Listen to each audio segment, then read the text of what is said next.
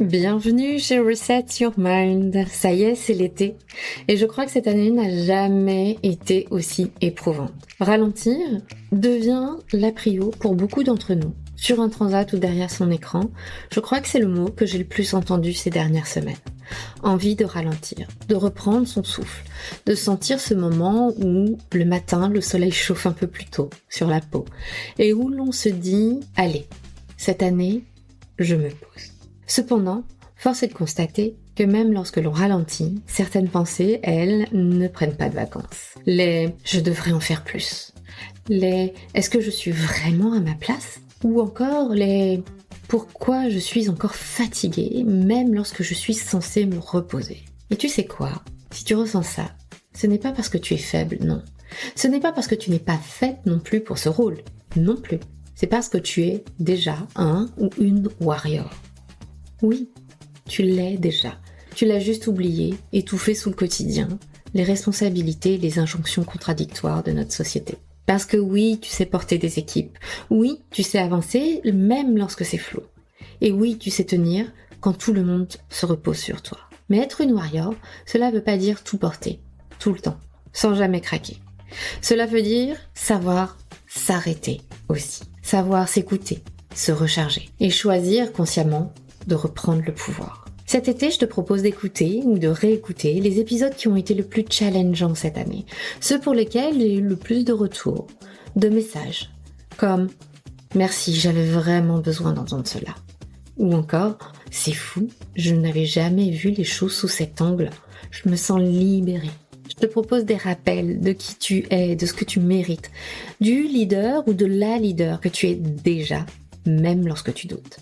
Des épisodes à écouter ou réécouter allongés sur un transat, en marchant au bord d'un lac ou simplement le matin, lorsque tu savoures ton café. Parce que ralentir, ce n'est pas renoncer. C'est choisir de se reconnecter à ce qui compte vraiment pour toi. Alors let's go, c'est parti. Et surtout, reste bien jusqu'à la fin puisque j'ai une annonce à te partager en toute fin d'épisode.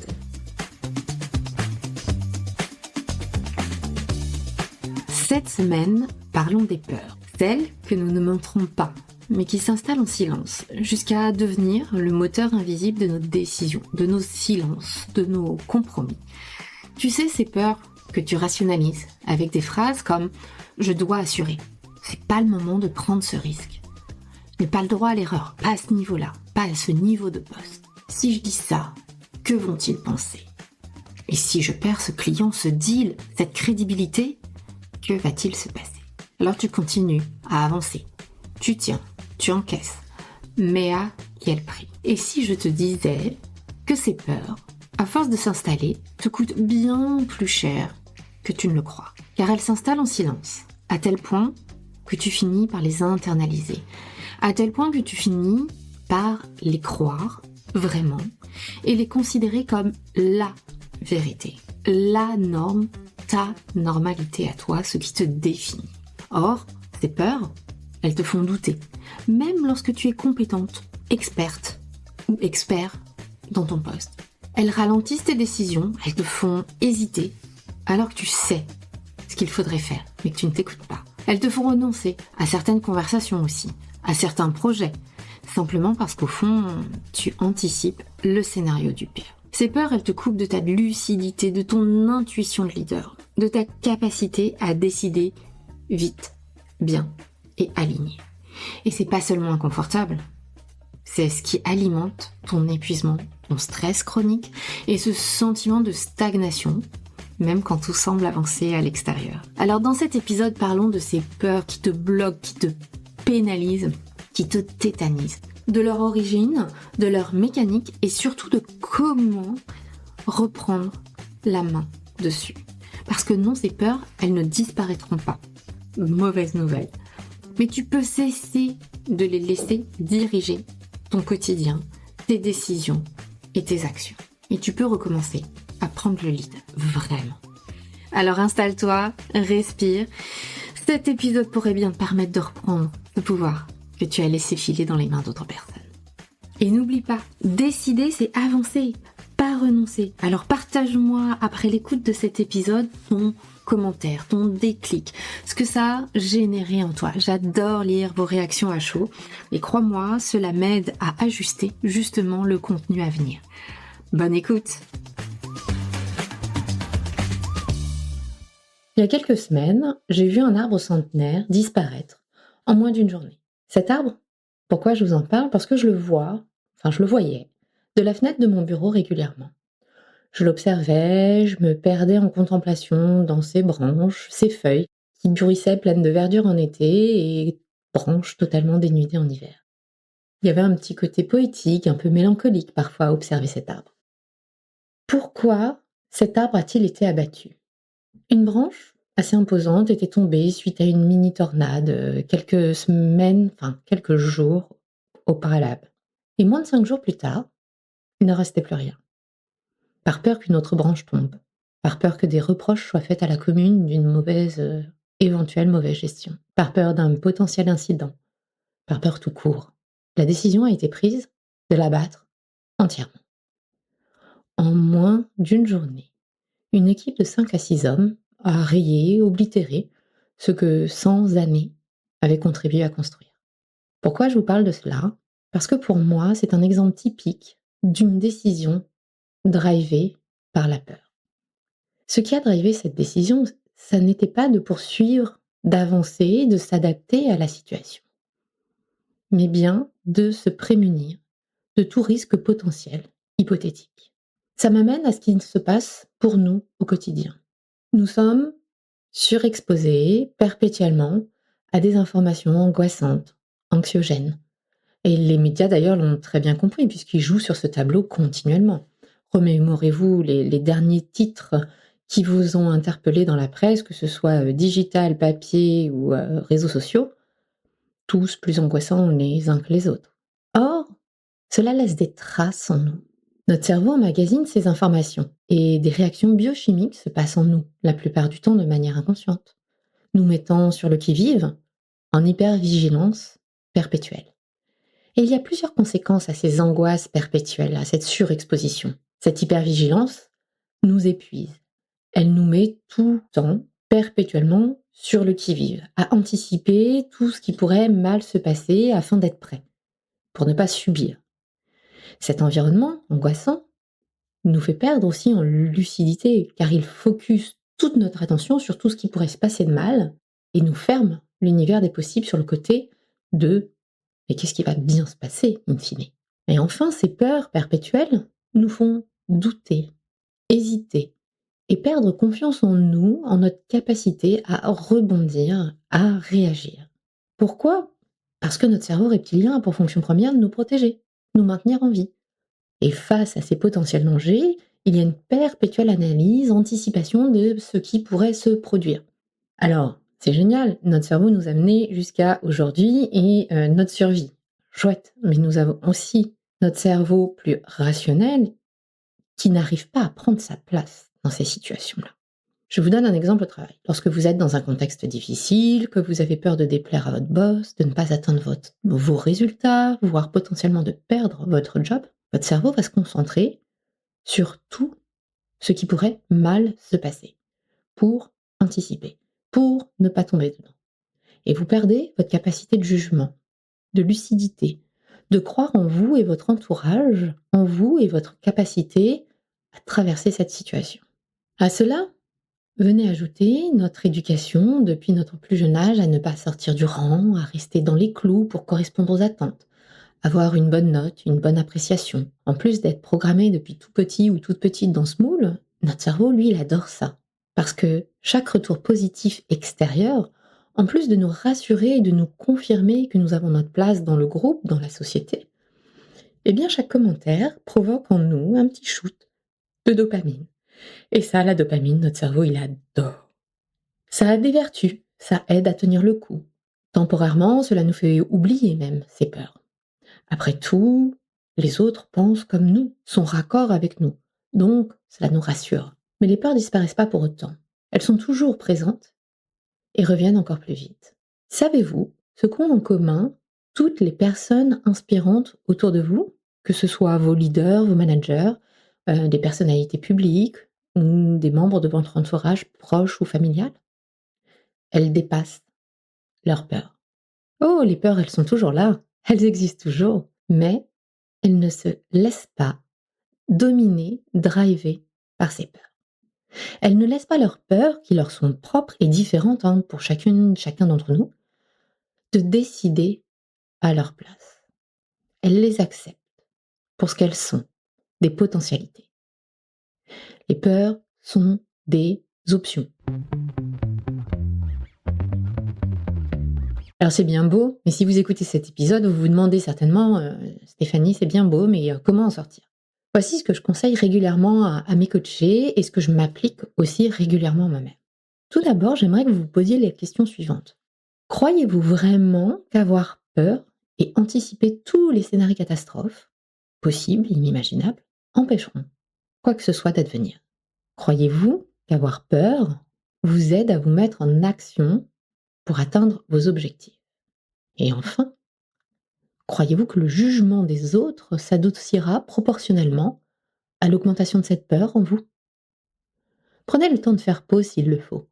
Prenez 5 minutes pour y réfléchir réellement. Est-ce qu'avoir peur empêchera les choses d'advenir? Est-ce que c'est le meilleur carburant pour vous pour atteindre vos objectifs? Et est-ce que plus vous aurez peur, plus le jugement des autres s'adoucira? Oui? Non? Prenez vraiment un instant pour y réfléchir réellement. Une chose est certaine, plus vous laisserez de place à ces peurs, et plus elles prendront votre énergie. Plus elles vous empêcheront d'oser, elles prendront du temps, plus elles vous empêcheront d'imaginer d'autres scénarios, car il n'y aura plus d'espace, tout simplement parce que vous serez dans ce dialogue interne de anticiper, se protéger, se prémunir. Alors comment les apprivoiser? Tout d'abord, rappelez-vous que ces peurs sont une émotion, sont des émotions, créées de toutes pièces parce que vous pensez, par vos pensées et ce que vous pensez de cette situation. Et comme telles, comme toute émotion, elles finiront par passer. Je vous invite d'ailleurs à réécouter l'épisode numéro 9, Les émotions super pouvoirs des leaders, où j'aborde plus en détail le fonctionnement de ces émotions justement. Cette peur, cette émotion, si elle est initialement générée par une pensée consciente ou inconsciente, rappelez-vous, on a plus de 60 000 pensées par jour qui fusent dans notre cerveau, dont plus de 80% sont inconscientes. Ok? Donc, ne vous jetez pas la pierre non plus. Mais cette émotion, elle va s'alimenter et grossir comme une boule de neige avec toute l'histoire que vous allez vous raconter autour de ce contexte, autour de cette peur. Vous savez, ces fameuses phrases de «Et si cela arrive, que vais-je devenir? Et si je fais ceci ou dis cela, que vont penser un tel ou une telle?» Et vous vous ferez ainsi embourber dans un cercle vicieux, totalement contre-productif, lorsque vous laissez s'installer cette histoire. Vous perdez de vue vos objectifs, vos priorités, votre pourquoi. Vous perdez vos capacités et les souvenirs de ce que vous avez déjà traversé par le passé, qui pourrait justement vous aider à relativiser, à puiser en vous la confiance en vos capacités à faire face. Parce que toute votre énergie est focus sur cette peur. Parce que cette peur vous envahit complètement et envahit complètement votre cerveau. Alors, pour en sortir, dès que vous en prenez conscience, faites pause. Faites pause, observez-la, observez ce qui se passe en vous, puis nommez-la et laissez-lui le droit d'exister. Vous avez le droit d'avoir peur. Les plus grands de ce monde ont peur. Tout le monde. Une fois que vous avez laissé cette peur exister, identifiez ce qui la déclenche vraiment. La provenance, d'où est-ce que ça vient? De quelle histoire vient-elle? Qu'est-ce que vous vous racontez pour être dans cette peur? Remontez le fil de toutes ces pensées et alors, à ce moment-là, vous serez en capacité de regagner petit à petit en lucidité. Et c'est seulement une fois que vous l'aurez autorisé à exister, nommé et identifié, que vous pourrez être capable de faire le tri.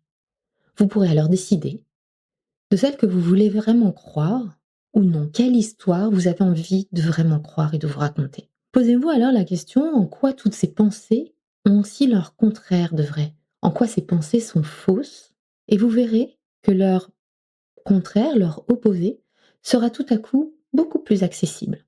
Car oui, ces pensées sont possibles. Leur exact opposé l'est tout autant. elles sont toutes les deux vraies. Ce ne sont que des scénarios qui peuvent coexister.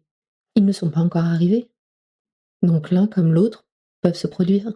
Et à ce moment-là, c'est à ce moment-là que vous pourrez lâcher prise et accepter plus facilement que vous ne pouvez pas tout maîtriser, que personne ne peut tout maîtriser. Et lorsque vous acceptez d'investir ce temps en vous, en ce dialogue intérieur, alors vous reprenez le dessus, alors vous reprenez le pouvoir. Et ce temps investi changera totalement la perspective de vos décisions et de vos actions. Les peurs, elles seront toujours là. Et les scénarios du possible aussi. Mais vous resterez aux commandes, plus lucide. Les alternatives et l'acceptation d'un potentiel retour de bâton, d'un potentiel commentaire désobligeant ou impact financier, vous permettra d'être déjà dans l'après, dans la recherche de solutions. Les peurs nous tétanisent, nous tirent vers le bas et c'est un mécanisme normal de notre cerveau reptilien. C'est humain. Donc ne cherchez pas à les éviter parce que ça fait partie de notre humanité. Mais plus nous restons dans cette peur, plus nous avons peur d'en sortir. Paradoxal, n'est-ce pas? Mais en fait, même si c'est terriblement inconfortable, angoissant et totalement contre-productif, pour notre cerveau, cela reste plus sûr. Au moins il maîtrise, au moins il a l'impression de vous protéger. Donc, ne vous flagellez pas.